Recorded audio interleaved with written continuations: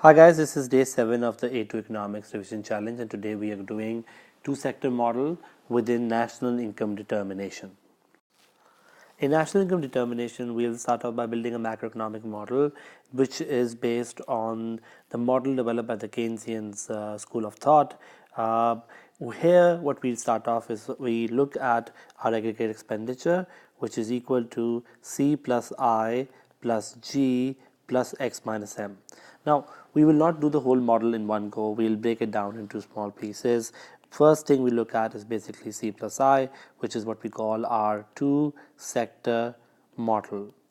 In our two-sector model, we're looking at basically closed economy with no government. With no government. Then we build up our model to look at C plus I plus G. We call that to be a three-sector model.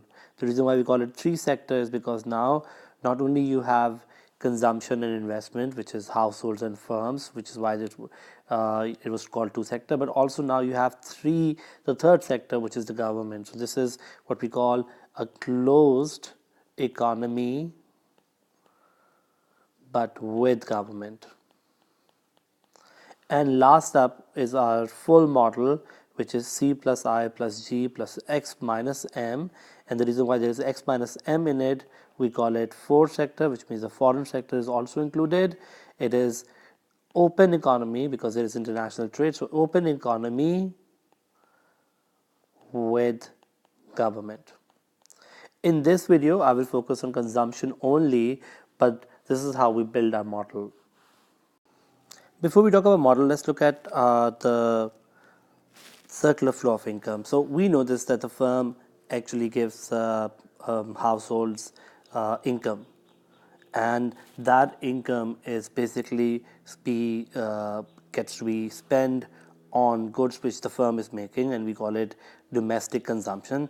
But some part of the income also is not being spent on consumption, which is done domestically, but actually is withdrawn. And for us, the withdrawal or leakage that happens in a model is saving plus taxes plus imports. So what we say is this, that when the firm gives household income for the factors of production that the household has given to firm, the household can do two things with it. Number one, spend on domestic goods, or it is considered as a leakage or withdrawal. And the leakage could be they could save some of the income, they could spend it on imports, or some part of it could be taken away by the government.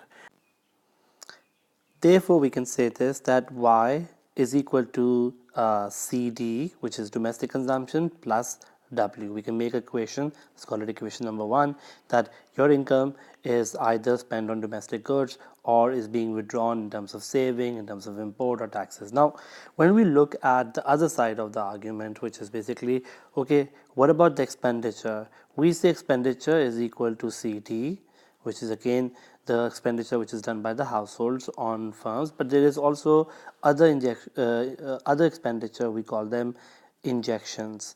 What are those injections? We say that the money is coming into the circular flow in terms of injections, and those injections are equal to I, which is investment, which is an expenditure done by firms, plus G, that's an expenditure done by government, and X, which is an expenditure which is done by foreigners on domestic goods. So all this money comes back to the circular flow, and all the expenditure is actually going to help us in terms of our national income. So we say, well, while income is equal to CD plus W, but expenditure is equal to CD plus J, and these two equations become an important equation. Now, in equilibrium, there is an argument that we raise that in equilibrium, two equations have to sort of be formed. We say that in equilibrium, number 1, Y must equal to AE, and that means basically all the income that we have must equal expenditure we have in an economy. So that's one equation that we say. And the second one, we say this, that if Y is equal to AE, we also say this, that W, all the withdrawal must equal injection. And that does make sense, because if y is equal to AE, CD is equal to CD, then W must equal to J also. So we have these two important results. I'm going to put them in a box. These two important results are telling us that in equilibrium, these two conditions, y equals to AE and W is equal to J, must be true. Now we're ready to build our two-sector model. So what is two-sector model? We say in a two-sector model, we only have two players, which is the firms and the household. And that's why our AE is equal to C plus I, where C is simply what we call consumption by households. Let me write this. C is equal to your consumption by households on goods and services that they are buying, so households. And I, we say, is investment, which is expenditure by firm. Now, to make our model more simpler than what it is right now, I'm going to right now consider that there is only one player in the market, that is household, and A is only equal to C. So that's the only thing that is happening right now. So I've made it kind of like one sector rather than two sector, and I'm going to build investment later, but I'm just going to first let's look at consumption in detail. When you look at consumption according to the Keynesian model, which is what we're doing, so according to the Keynesian model, which is after John Maynard Keynes, the famous English economist in the 1900s, he came up with this idea that when you look at consumption, he says consumption is equal to A plus B Y. What is A? Well, A, he said, is basically autonomous expenditure. I'm going to explain this in 1 minute. A is your autonomous expenditure, and BY is what he said is induced expenditure. Now, autonomous expenditure versus induced expenditure. Autonomous expenditure is simply an expenditure that we say is not dependent on income. So irrespective of what your income is, you require some money to live your life, to meet your basic necessities, and that is your autonomous expenditure. If you don't have the money, you still have to pay for your, for example, food, pay for your, for example, shelter, pay for your clothing. And if you don't have any money, what will you do? Well, we say two things. Either you eat up your past savings, or you borrow for somebody, but you will have to have some necessary spending. So he says this, that you can just say this, that if you look at consumption has one part which is irrespective of whatever your income is, you have to spend this fixed sort of expenditure or spending. But then there is another part which is what we call induced expenditure, which is a function of Y. So Y means income. So when your income go up, the BY component goes up, because that's what we call our induced expenditure, which is what we call dependent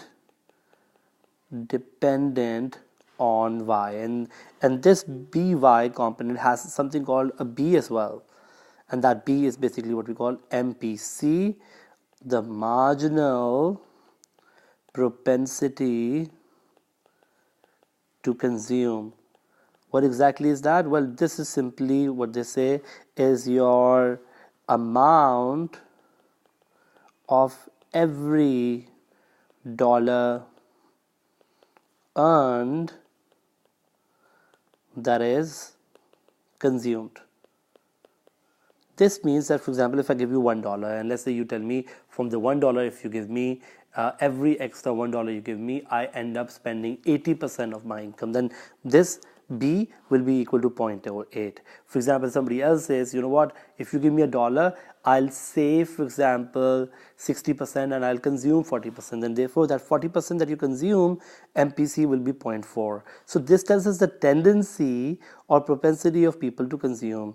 And for every dollar, we will need to find out how much you end up consuming. And this could be different for different people, something which I'm going to talk about in detail later. But there is two components to it, which is A, which is your autonomous expenditure not dependent on income, and BY is an induced expenditure which is dependent on income. So when we draw our Keynesian's consumption function, on my y-axis I have income, and on my x-axis I have consumption as my only aggregate expenditure. So I'm going to write this as my aggregate expenditure, total expenditure in an economy is only right now consumption. And our line or our function looks like this, where it starts from, let's say, the value A, and its C is equal to A plus by, where A is that component where despite whatever the income, you will not see the A to rise, because that's your autonomous expenditure, or that's your expenditure that is not dependent on Y. But then there is another component called by component, the by component, which rises as income rises. So for example, let's randomly look at an income level, for example y1. At income level y1 there is autonomous expenditure A, but then there is also this by component. And you can also see this, that as income is rising, the by component is rising, but A component is not changing. And that's why for us, by is what we call your induced expenditure. Some part of expenditure is dependent on your income. The more richer you are, the more you will be able to spend, and therefore the more you will be able to buy. Now, when you look at this graph, and if you look at the slope of this graph, the slope of this graph would be change in consumption over change in income. And that's exactly what B is. B tells us for every dollar that you earn, how much do you end up consuming, which is your marginal propensity to consume. So for us, B is the slope or the marginal propensity to consume. It tells us for every dollar that you earn, how much do you end up consuming. So that's why now when you look at this equation, or C is equal to A plus by. A is your kind of like y-intercept, which isn't changing. It's a flat value irrespective of what your income is. It is what we call autonomous. Then there is a by component, which is induced, where as income go up, by component go up, of which B is your slope, which is MPC, which tells us for every dollar that is earned, how much do you end up consuming. Now let's look at an example to see how this equation works. So let's say now C is equal to A plus by, and let's say I come up with numbers. C is equal to, let's say, 100 plus 0.8y. Now what do I mean by this equation? This means that 100 is my autonomous expenditure, or A, 0.8 is my slope of the consumption function, or it is my MPC, which means that if I give you a dollar, 0.8 will be ended up being spent. So 0.8 is my MPC, which means also that if 0.8 is my MPC, then 0.2 will be my MPS. And what is MPS? Well, simply we say this, that MPC, your marginal propensity to consume, plus MPS is equal to 1. And the reason why we say that is because if I give you a dollar, and if you tell me 0.8 is what you end up consuming, then the rest of it, of the dollar, is what you save. In this simple model where I right now only have income is equal to consumption plus saving, so that's my simple model. I don't have any firm, I don't have any investment. All I have is my income, which is equal to my consumption plus saving. Then if you consume 0.8, then you end up sort of saving 0.2. So that's one thing which is an important thing to understand, that my marginal propensity to consume, or my tendency to consume is 0.8, and then my tendency to save is 0.2. Now a quick discussion about MPC is this: when you look at MPC of rich countries, the number might be something like, for example, 0.3 or 0.4. But when you look at MPC of poor countries or poor people, the MPC will be, for example, something like 0.8 or 0.9. What does that mean? Basically, that poor people have a very low sort of ability or propensity or ability to sort of to save, and that's why for every income that they earn, because that income is too low, they end up consuming most of it. In fact, all of it sometimes. While rich people have a high income, and therefore for them, every extra dollar that is earned, they end up saving most of it and consuming much less of it. So one thing to remember, that MPC of rich will always be lower than MPC of poor people, and that MPC plus MPS must equal to 1. So that's another story that we need to remember. Now I want to show this in terms of a diagram. My equation is C is equal to 100 plus 0.8y. I want to draw a diagram for this, and from this we can actually find out an equilibrium situation as well. So let's look at the consumption functional diagram. So again, on my y-axis I have aggregate expenditure, the total expenditure, and right now the only expenditure is C. On my y-axis I have income. Now as income go up, I know consumption will go up, but first I want to draw a line which is called our income line, which has an equation of y or AE is equal to y. What do we mean by this line? Well, this is what we call sometimes a 45-degree income line, and it means to say this, that if you are on this line AE is equal to y, which forms a 45-degree angle with income, it means to say this, that all your income is equal to your expenditure, which means that there is neither saving nor borrowing happening. Everything that an individual or a country, for example, earns is equal to the expenditure that they have. Now this is a line which will help us sort of find equilibrium as well, because remember we said there were two conditions for equilibrium. If I go back to our conditions, our two conditions for equilibrium is that y must equal to AE and W must equal to J. So I'm using y equals to A equation, which simply is an assumption that says all the income is equal to expenditure, which means neither you're borrowing nor you're saving. So if your y is equal to AE is one line. Now over and above this y equals to A line, I'm going to draw my consumption function, which is equal to, right now my consumption function is equal to A plus 100 plus 0.8y. So if I draw that line 100 plus 0.8y, my consumption function will look like this. It's going to start from 100, because that's what we call our autonomous expenditure, which means that even my income is 0, I'm still spending 100, because that's the expenditure on necessities that I have to undertake. But then there is, as my income is going up, I'm spending more. So my C is equal to a 100 plus 0.8y, and right now that is my only aggregate expenditure. Now what has happened here is something that I want to explain. Let's call this y star. Look at what is happening before y star versus after y star. Before y star, can I say this, the consumption is more than the income, because this is the line which says income is equal to expenditure, but actually you're spending more than your income. And if you're spending more than your income, all this before y star, I can say this, that your consumption is actually greater than income. And afterwards what happens is this, that we can say this, that after y star, the green line, which is the income line, is above the consumption line, or we can say this, that the income is, in fact, consumption is less than income. So if consumption is more than income, the only way it could be possible is this, that you are consuming more than your income, which means you are borrowing. So how much are you borrowing? And the answer is this, all this vertical distance, all this distance is telling us how much are we borrowing basically when my income is lower than my consumption.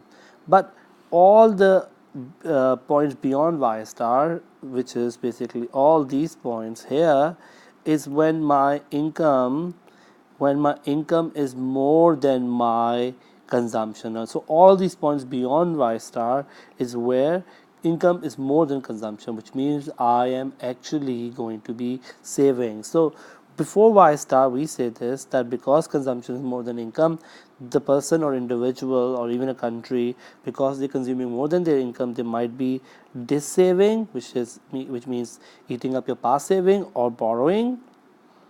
Another word is borrowing. But beyond y star, your income consumption is less than income, which means you are basically consuming less than your means, which means you are saving beyond y star. So beyond y star, we are actually we are actually saving. What happens at y star? Well, at y star we can say this, that our consumption is equal to income, because at this point y star consumption is equal to income, which means we must be what we call breaking even, neither consuming more than our means nor consuming less than our means. Now let's find the value of our y star, or the point we're breaking even. For that we have two equations. The first equation is this pink line, which is basically simply your C is equal to 100 plus 0.8y, and that's our only expenditure right now. So I'm going to say this, that there are two equations we have. A is equal to C and A is equal to y. The A is equal to y is our green line, and the point of break even, these two equations are equal because these two lines are meeting. So I'm going to write this, that A is equal to C. This first equation basically means that AE is equal to 100 plus 0.8y, and similarly the second equation, A is equal to y, would mean that if I replace this equation to this, I will get myself y is equal to 100 plus 0.8y. So all I did was this, that I put equation 2 in equation 1. Instead of writing AE here, I replace that with y, and now I have only one variable, which is y.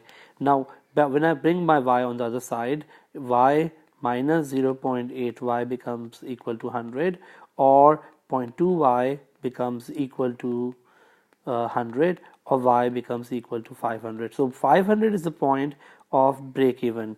Before 500 we are borrowing, after 500 we are saving. If I put a number below 500, such as like 400, I will be somewhere here and we will be borrowing. But if I put a number beyond 500, let's for example 600, I will be saving. So 500 becomes what we call our break even point, or equilibrium level of income. So for any time you want to find equilibrium level of income, the quickest sort of method is this, that equate your AE equation, whatever your AE equation is, to y, and you will automatically get yourself equilibrium, because at equilibrium AE is always equal to y.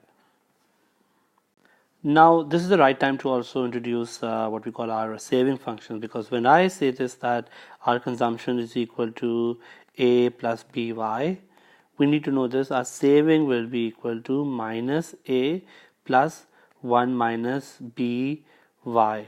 Why do we say that? Because when you look at this, guys, when your income is 0, you are still spending 100, and we said we are spending 100 because we are borrowing or just saving. So what happens therefore will be that if C is equal to 100 plus 0.8y, my saving will become equal to minus 100, which is why, because I'm borrowing 100, plus 0.8 would mean I am basically saving 0.2y. So my consumption function becomes 100 plus 0.8y, saving function will become minus 100 plus 0.2y. Now at break even, y star our income was 500. So we saw this, that when income is 500, consumption was also equal to 500, because if I put 0.8 times 500, I get myself 0.8 times 500, 400. So when your income is for example 500, consumption is 500, but when your income is 500, if I put that here, my saving will become minus 100 plus 0.2 times 500, which means minus 100 plus 100, or 0, which means I am going to be breaking even at y star, which is this point. So the idea goes is that if consumption is equal to 100 plus 0.8y, or A plus by, saving function will be minus A, because I'm borrowing initially, plus MPC is 0.8 or B is 0.8, then 1 minus B would be MPS, or 0.2y. And I can now draw the saving function as well. So if I use my consumption function and then draw my saving function, this is what I will get. So this is the same consumption function, and let's look at what is happening with our saving now. So if I look at this, I am breaking even at 500 right now.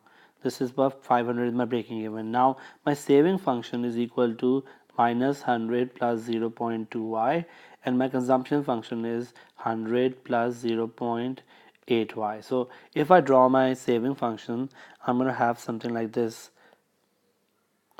It's a function that can also be negative, so I'm going to have both the negative and the positive axis on my y-axis. So I have saving here, this is 0 and this is income, and at 500 what we are saying is this, that we are breaking here even, which means we are not saving anything. But before 500 I am actually borrowing. In fact, when my income is 0, I'm still spending 100, which means I'm eating up my past savings, which means if I join these points together, these points together, this is the line that I'll get ultimately. This becomes what we call our saving function, which is equal to minus 100 plus 0.2y. Before y is equal to 500, I am borrowing. So all of this is my borrowing. But beyond 500, I am saving. So which means all of this becomes my savings. We can also look at the APC, or average propensity to consume, and average propensity to save. So what is average propensity to consume? We say average propensity to consume is simply C over Y, and also average propensity to save is S over Y.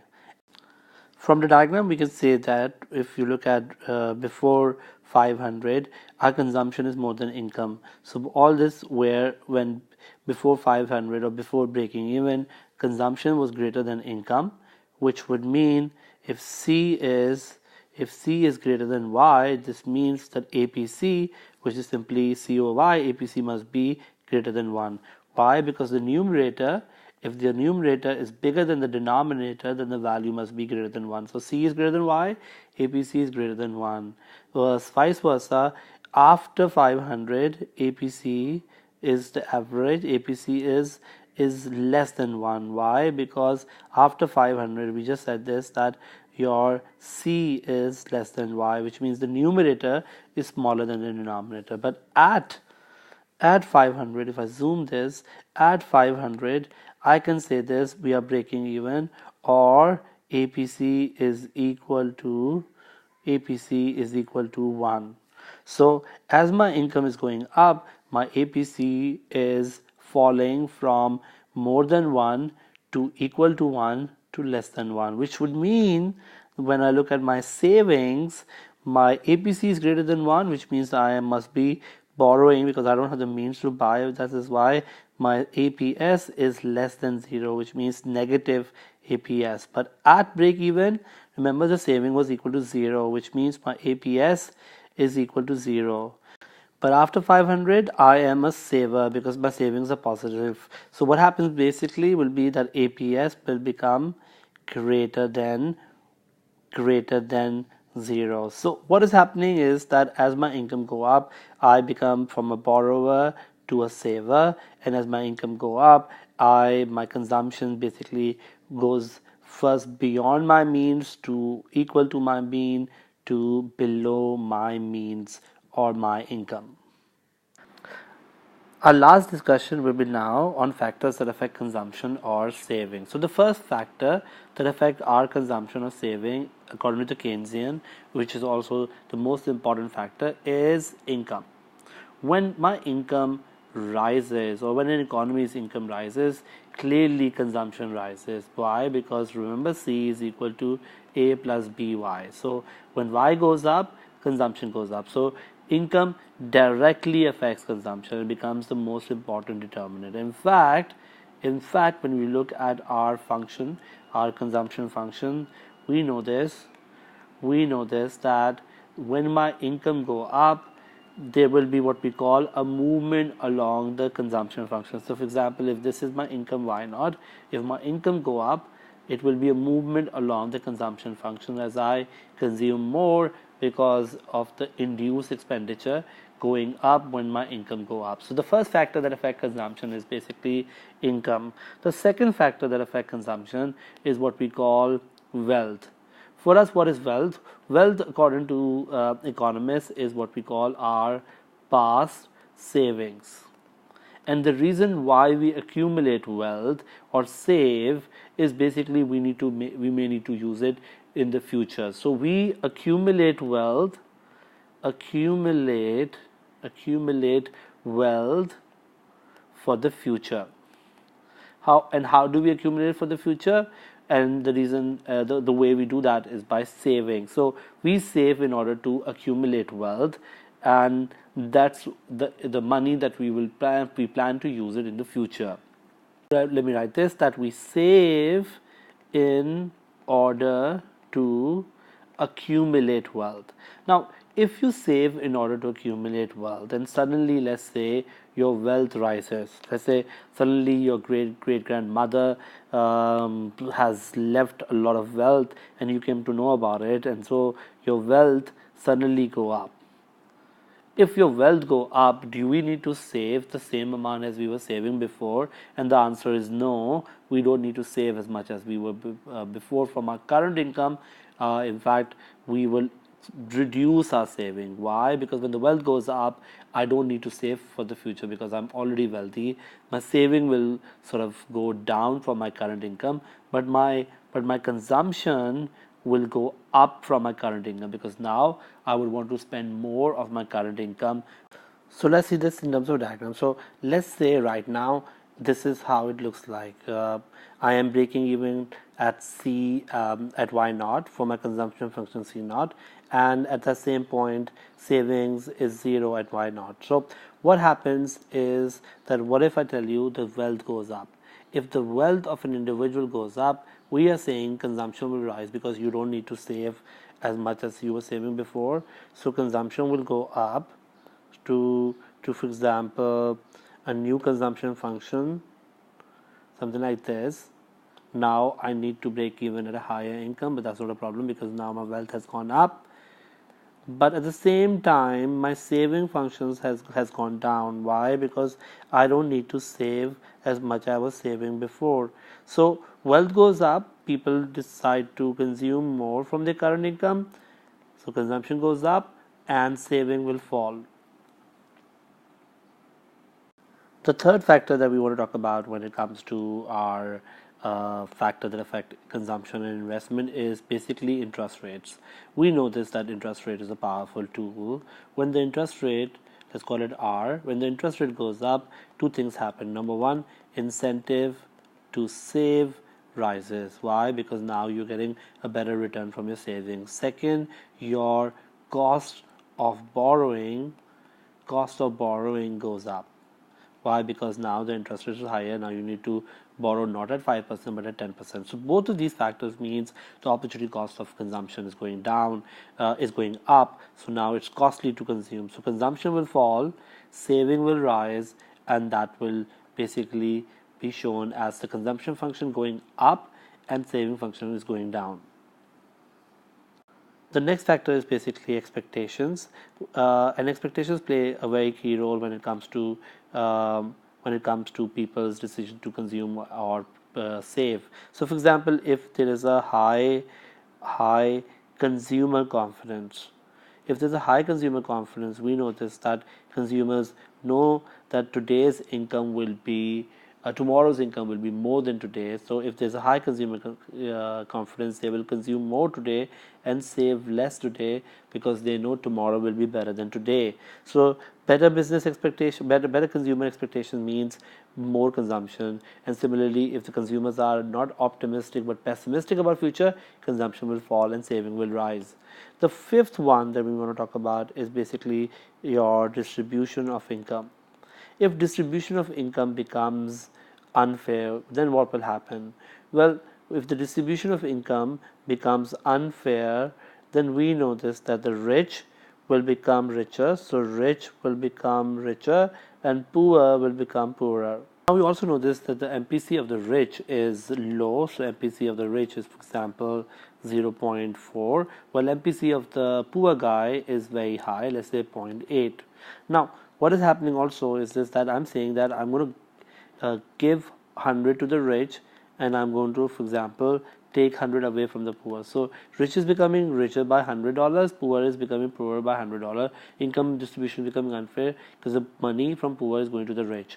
What will happen as a result to my consumption? Look at this, guys, that change in consumption will be 100 times 0.4 for the rich, because now he's getting 100 and MPC is 0.4, so that makes it 40, while change in consumption for the poor would be 100 minus 100, in fact, times 0.8, which means change in consumption will be minus 80.